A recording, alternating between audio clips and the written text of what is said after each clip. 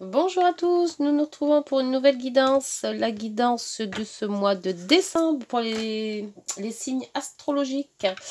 Alors, nous allons faire donc le signe, les poissons.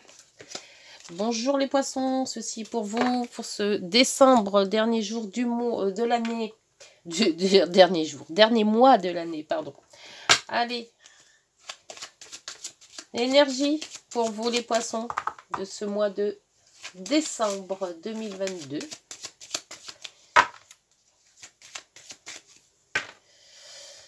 Hop, l'énergie sera de le soleil. Ah, bah dites donc, ce mois de décembre va être super. Très bien, bah la réussite, le soleil, la joie, la gaieté, l'illumination, voilà. Et l'étoile, et B. L'étoile, vous êtes protégé, les vœux sont exaucés, vous portez suivez votre bonne étoile. L'intuition, l'étoile qui vient. Et B, c'est parfait les poissons. Dites donc, ça commence super bien sur les chapeaux de roue. Hein. Allez, numérologie, on part dans cette ligne-là, ça va être génial. Cette énergie des poissons, c'est super pour vous. Alors, en numérologie, ça parle de quoi?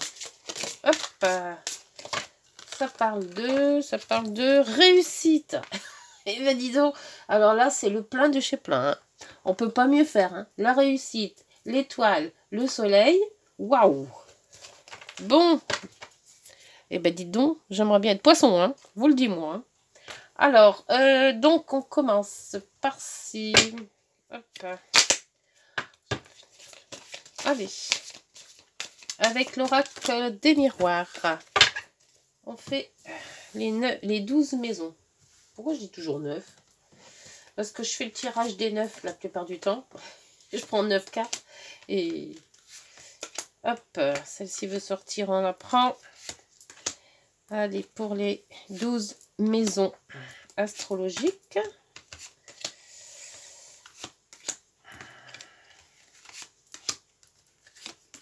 Un peu par là. Et voilà. Allez. Donc, c'est le carrefour. Ah, vous êtes un carrefour de votre vie. Des choix à faire, hein, des décisions à prendre. Bon, derrière le compromis, donc ça va aller, hein, pas trop à se plaindre. Hein. Et la victoire, bah allez, on continue.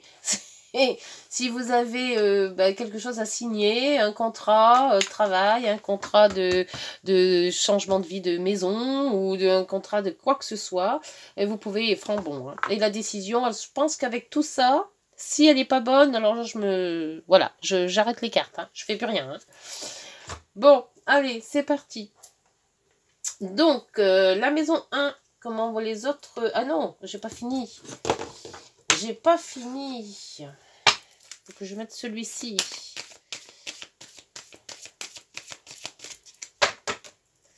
Allez, hop. Deuxième oracle. Hop, je mets tout ça dessus.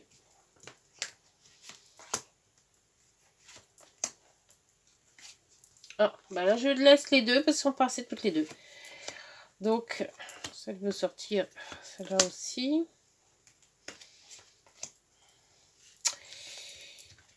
Faut pas changer. Quand il y en a deux qui veulent sortir, c'est qu'elles ont à parler toutes les deux. Alors des fois, ce qui est bizarre, c'est que c'est contradiction. Il y en a deux qui disent pas la même chose. Il faut s'adapter. C'est que quelque part, ça doit être comme ça. Allez, donc en dos, nous avons le jardin. Des réunions de famille. Bon, les réunions, c'est vrai que ça va être sûrement pour la fin d'année, hein, à Noël. Hein. Réunion de famille, tisser des liens, voyager, se déplacer, fidélité. Bon, voilà. Bah écoutez, c'est gentil tout ça. Hein, réunion, ça peut être... c'est aussi les... Bah oui, les réunions de famille, les réunions professionnelles. Tout ce qui amène du monde. Alors, donc on peut y aller à la guidance. C'est parti, la maison 1. Comment on voit les choses, comment on vous voit. Ah, alors donc, on vous regarde à la loupe, là. Il y a beaucoup de personnes, peut-être, qui s'interrogent sur vous-même par rapport à votre envie de voyager ou votre envie de vous évader. Alors, évader, ça veut dire évader spirituellement, hein, ça veut peut-être pas dire s'évader d'une prison, hein. Mais on voit que vous avez envie de voyage, vous avez envie de vacances, vous avez envie de tout ça, et on vous voit bien que vous vous intéressez à tout ce qui est voyage, à voir où est-ce que vous pouvez aller passer peut-être votre Noël, hein, ou votre fin d'année. Mais enfin, de toute manière, vous vous intéressez à tout ce qui pourrait vous libérer. Voilà.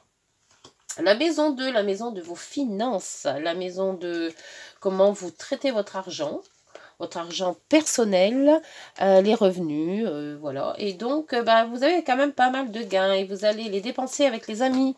Alors bon, faites attention quand même, hein, les amis c'est bien, on peut en dépasser, on peut faire plaisir, mais n'allez pas tout claquer comme ça du jour au lendemain pour des amis ou pour l'amitié. C'est sûr que faire la fête avec des amis, surtout que là vous avez le jardin, donc c'est quand même la fête, là, hein. C'est aussi les réunions de famille, c'est les réunions pour les anniversaires, c'est tout ça. Donc faire la fête c'est bien, mais faites attention à vos dépenses, même si vous en avez, hein.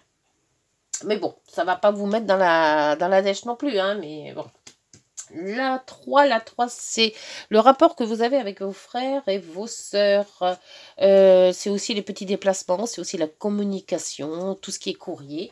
Alors, il y a un retour à quoi? Un retour à la discussion, une discussion sur un courrier ou une visite.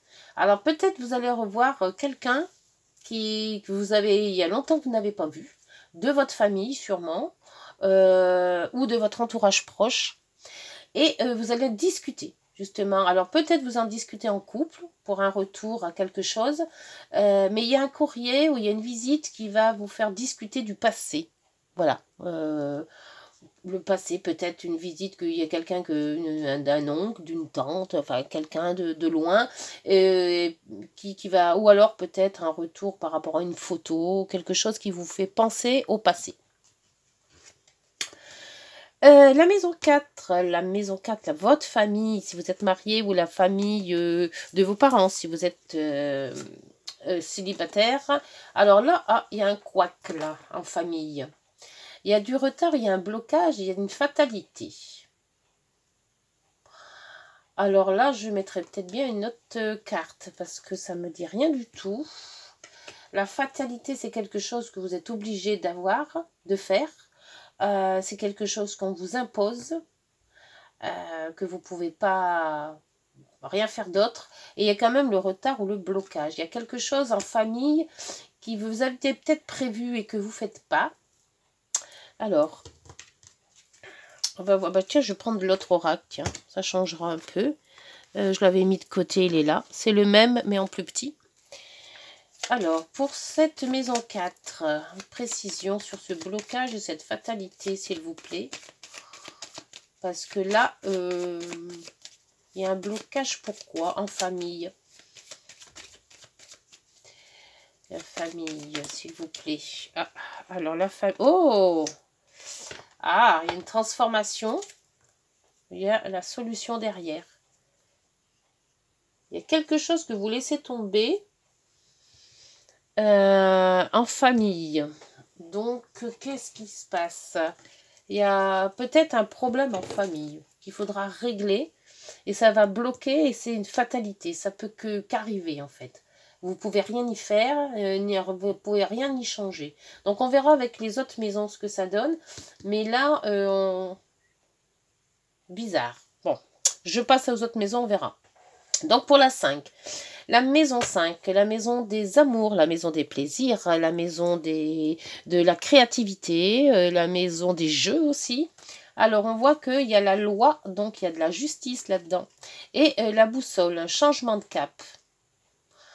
Devait quand même changer quelque chose ou un équilibre à trouver. Parce que la loi, c'est aussi un équilibre. Alors, peut-être qu'il faut équilibrer votre maison 5. Soit il y a trop d'amour, soit il n'y en a pas assez. Ou alors, les jeux, faut changer de cap. Alors, essayer de jouer à autre chose. C'est peut-être moins coûteux. Mais enfin, de toute manière, il y a quand même quelque chose à changer dans votre maison 5. Maison 5, c'est la maison des plaisirs, la maison des amours, la maison des vacances, des jeux. Peut-être un rapport à cette 4 qui est bloquée. Donc, du coup, cette 5, elle est bloquée aussi. Parce que si on a des problèmes familiaux, on peut ne pas avoir la joie de vivre, quoi. D'où le changement de cap. Voir, ça aussi à étudier. La maison 6. La maison 6, c'est la maison du travail et de la santé. Le travail quotidien, les contraintes, le boulot, les dodos, les choses à faire. Ah, bah là, c'est déjà mieux. Hein. Autant ces deux-là sont sceptiques, ça me trouble un peu même déjà. Mais celle-ci, elle est beaucoup mieux. La 6, eh ben, vous avez déjà une bonne santé, hein, puisqu'il y a de la joie. Donc, vous lancez dans quelque chose. Alors, peut-être un nouveau travail qui vous donne beaucoup de joie. Vous avez quand même de la santé, hein, donc les contraintes ne vous font pas peur. Vous vous lancez dans quelque chose de beau, de quelque chose. Alors peut-être est-ce un anniversaire à fêter et vous vous lancez dans la création de cet anniversaire, ou alors tout simplement la création d'un mariage, si vous avez des enfants qui se marient, ou vous-même, hein, on ne sait jamais. Donc on voit qu'on se lance dans quelque chose de gai et qui vous tient à cœur, hein, qu'on voit que vous êtes content de faire. Pour la maison 7, la maison des autres, l'argent, non, pas l'argent des autres, pardon, la maison des autres, ce qui concerne et ce qui concerne le conjoint, le couple, le conjoint, les partenariats. Alors là, c'est votre propre partenariat. Alors, le partenariat peut-être avec votre ami, votre conjoint. On voit que vous vous intéressez plus à votre ami proche, hein, que les amis, les relations autres. Hein. Donc, peut-être vous mettez avec votre ami ou votre mari à faire des projets, hein, parce qu'on voit que ça, c'est vous. Hein, le miroir magnétique, et ça c'est l'autre personne. Donc là c'est un homme, mais comme c'est général, vous vous adaptez à votre situation. La maison 8, la maison l'argent des autres, ça peut être les banques, ça peut être les primes, ça peut être l'argent social, ça peut être les hérédités, ça peut être l'hérédité, ça peut être les héritages, pardon. Alors là, par contre, vous avez une ouverture, mais vous êtes tracassé par cette ouverture. C'est-à-dire que vous avez la solution, la possibilité d'avoir de l'argent d'autres personnes, hein, peut-être par un prêt, hein, tout simplement, mais ça vous titille. Vous cherchez une porte, vous cherchez la sortie, alors que vous l'avez la clé, hein, mais vous n'êtes pas sûr de vous, pas sûr. Alors peut-être... Là, vous avez de l'abondance et de l'amitié. Donc, on voit que les sous que vous avez, vous les avez et ils sont là. Mais peut-être pour en avoir plus, il faut peut-être en avoir un prêt. Et ce prêt vous dit, je suis pas sûre. Je suis pas sûre de faire. Je suis pas sûre parce qu'après, on ne sait pas ce que la vie nous réserve. Donc, là, il y a de l'incertitude. Pour la maison 9, c'est la spiritualité, c'est les longs voyages, c'est la sexualité aussi. Là, la 8, c'est la sexualité. Donc là, ça n'a rien à voir avec la sexualité. Là, c'est plutôt l'argent, l'ouverture de quelque chose. Là, donc, la maison 9, je disais, c'est les grands voyages, c'est les études, c'est tout ce qui est psychologique, pas psychologique, mais qui vient de l'au-delà. Enfin, tout ce qui... comme là, les cartes. Hein. Alors, on voit que vous vous renfermez, mais que cet enfermement, en fait, est bénéfique. Peut-être pour réfléchir, peut-être pour voir plus loin, j'ai une espèce d'introspection dans tout ça. Vous vous enfermez, mais en fait, c'est pas un enfermement de dire je veux voir personne, voilà. Non, non, au contraire, cet enfermement vous fait du bien. Donc, à voir avec... là, c'était la maison 3. Peut-être un retour en arrière, hein, parce que là, il y avait quand même en maison 3, il y avait le retour. On réfléchit sur tout ce qui était de notre vie avant, hein, peut-être de notre jeunesse hein, aussi. Et là, on voit que ce retour en arrière nous fait plaisir, malgré tout. Pour la maison 10, c'est les maisons du social, de la vie sociale, donc de votre travail, la plupart du temps c'est le travail, et de toutes les relations que vous pouvez avoir. Alors là, il y a la tranquillité, la zénitude, et vous avez aussi la lune. Alors la lune, c'est plus intuitif. Alors, votre travail, votre vie sociale, un rapport à la maison 4, hein, parce que chaque maison a un rapport avec l'autre. Hein. Ils sont diamétralement, ils sont opposés. Donc, quand il y a un problème à la 4, évidemment, ça se répercute sur la 10 et vice-versa. Là, on voyait qu'à la 4, il y avait quelque chose quand même d'assez lourd. Hein.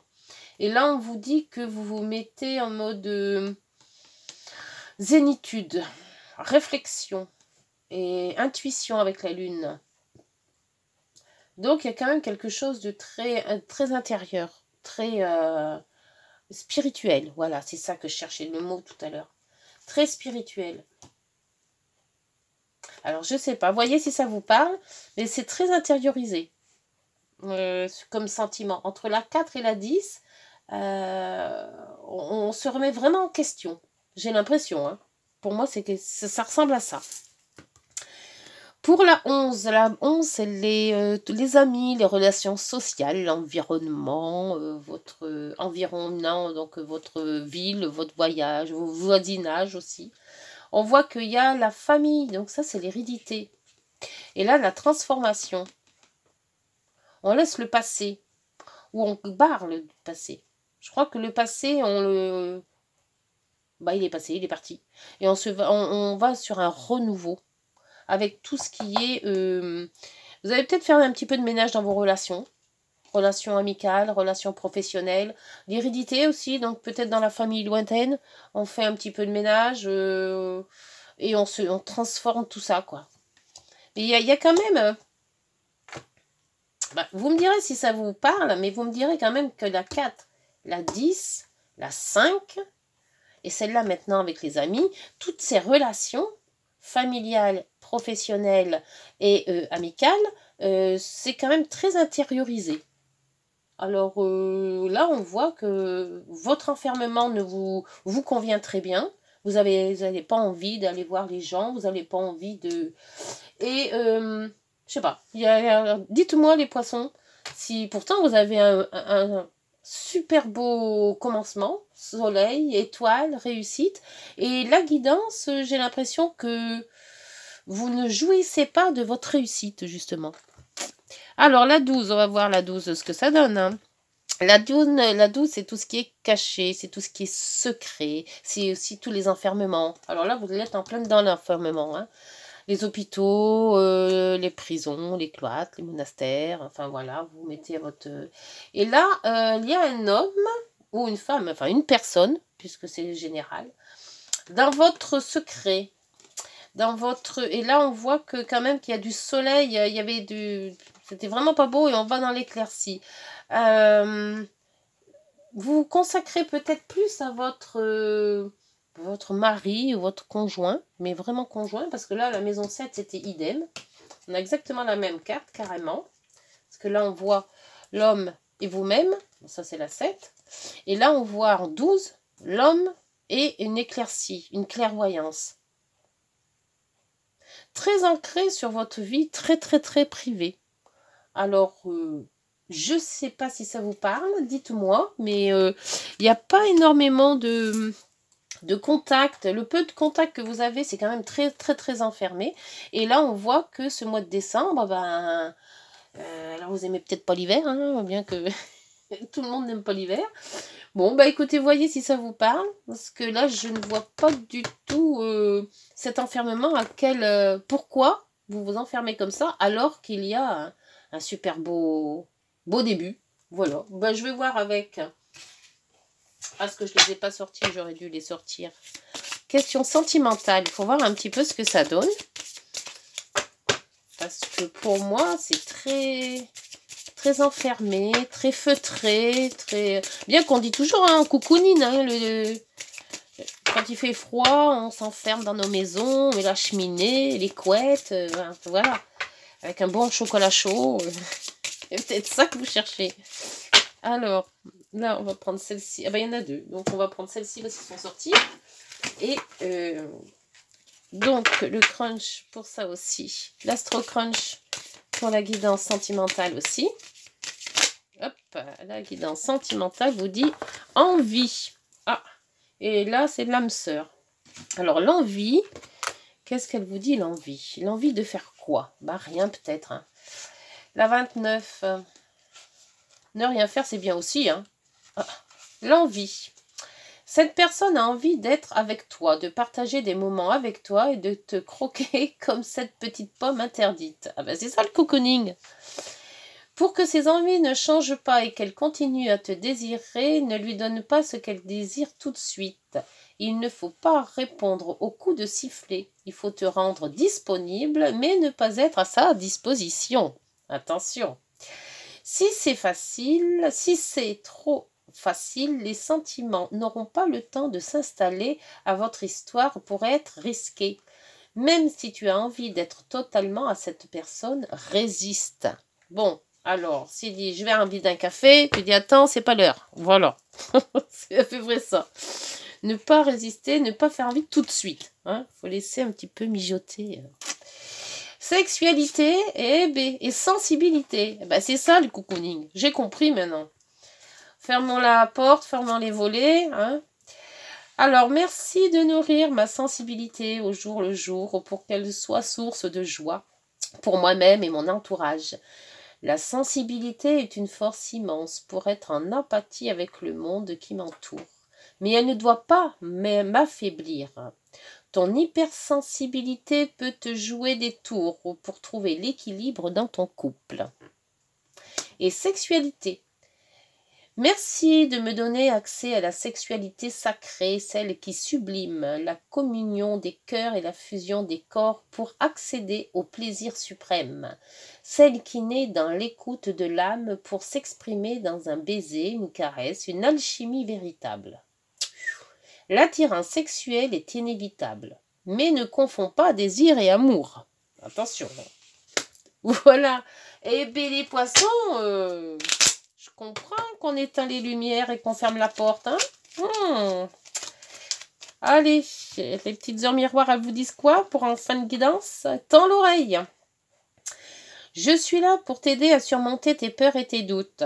Je te donne le courage de vivre plus sereinement. Entends mes messages et surmonte le stress du quotidien. Bien. Et en dos, l'équilibre. Cet équilibre que j'ai vu là tout à l'heure aussi, là. Il faut équilibrer tout ça, hein, parce que tu as su rester toi-même dans n'importe quelle circonstance et cela te mène à la réussite. Équilibre et harmonie vont enfin faire partie de ta vie. Compromis et partenariat vont venir à toi. Bien, bon, allez, on reprend un petit peu du poil de la bête, hein. On sort de sa tanière et puis on se dit... Bon décembre, bonne fête de fin d'année et on se retrouve en janvier. Au revoir. Si ça vous a plu, n'hésitez pas. Likez, vous abonnez. Bonne soirée et bon mois de décembre. Prenez soin de vous. Au revoir.